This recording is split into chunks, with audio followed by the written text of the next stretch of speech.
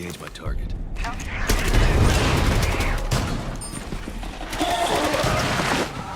With me! Asset is under it. Bring the asset to the extraction pod. In Rainbow Six Extraction, your mission is to get in, get the job done, and get out. But no two missions are quite the same, and in this episode of our Rainbow Six Extraction Deep Dive series, we're taking a look at how different maps and objectives and difficulties combine to create a dizzying array of possibilities. So let's break it down. You're looking at 12 dynamic maps divided into 3 zones each, 13 different randomized mission types, 18 operators, over 24 React Tech devices. Gah! This thing, like 10 different types of these things, okay? Plus, all this nasty sprawl, which you know just has to smell awful. And on top of all that, you never know which Archeans are gonna spawn where and where the objective's gonna be. It turns out, actually getting the job done is gonna be a little more complex and a lot more intense. New York City, San Francisco, Alaska, New Mexico, and this absolutely weird place. The maps of Extraction are spread out across the whole continent and beyond, with each region more challenging than the one that came before it. The different regions each have their own feel, not just like the touristy flavor of Liberty Island in New York City compared to the frigid frontier situation of Eurydice Valley in Alaska. I'm talking about the architecture, the kinds of spaces you're fighting in, the different challenges, opportunities, and environmental stories they present. It breaks down like this. Each region has 3 maps, and each of those maps has 3 subzones. Every mission sends you off to one map and gives you 3 objectives, 1 per subzone. You have the chance to extract after each subzone, which ends the mission and banks all your progress towards leveling up your operators. So, to see an entire map, you'll need to complete your first 2 objectives and decide to risk it all for the big payout of completing the 3rd and final objective. Each subzone presents progressively more difficult enemies, and the setting can change significantly from one area to the next.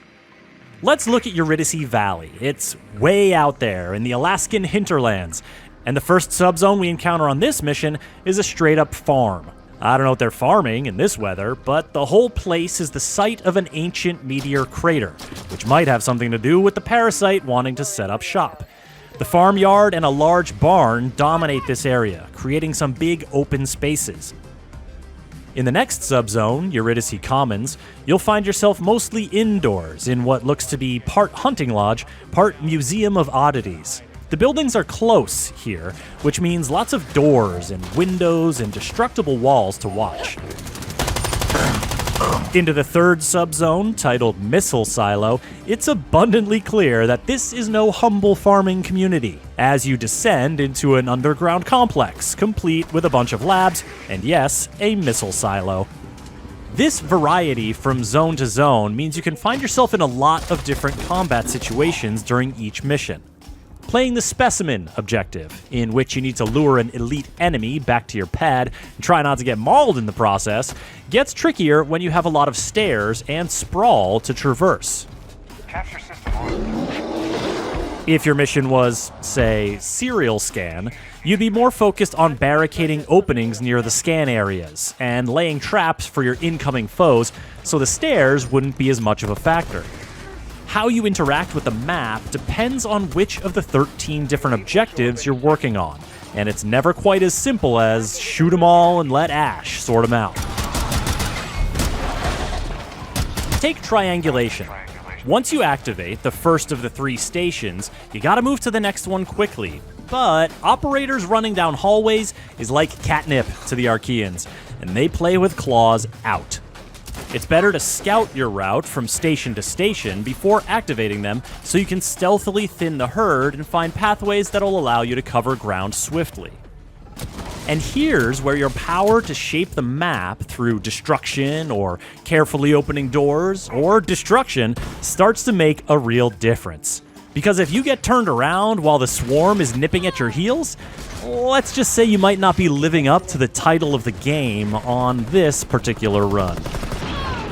Scouting the lay of the land is also crucial for decontamination, the objective in which you have to shoot a whole infestation of aberrant nests and then get a sample from the most aberrantest one, because Mira has only a tenuous regard for your personal safety. What you'll need to look out for here, and pretty much everywhere else, is the sprawl. This stanky gunk is distributed differently each time you play a given map. So even if you're starting to know your way around San Francisco's Apollo Casino and Resort after a few visits, the sprawl is always creeping somewhere new to mix things up. Plus, if an Archean sounds the alarm and alerts nearby nests, they're gonna start pumping out even more sprawl, which is a bad thing. The sprawl slows you down. The sprawl speeds them up. The effects of spreading sprawl can essentially alter the map mid-mission in favor of the things that want to kill you. Shoot it, melee it, plunge your knife into a big gooey nest and clear out a whole mess of it. You never know who's gonna be coming around the corner, and you don't want the sprawl helping them do everything faster. I mean, the Archean archetypes and spawn locations are all shuffled up on every mission. I've played Sabotage and managed to defend my charges with a gaggle of explosive breachers gambling at me on all fours from every which way. But when it's a pack of spikers throwing spikes at me through walls from lion knows where, I don't know, man.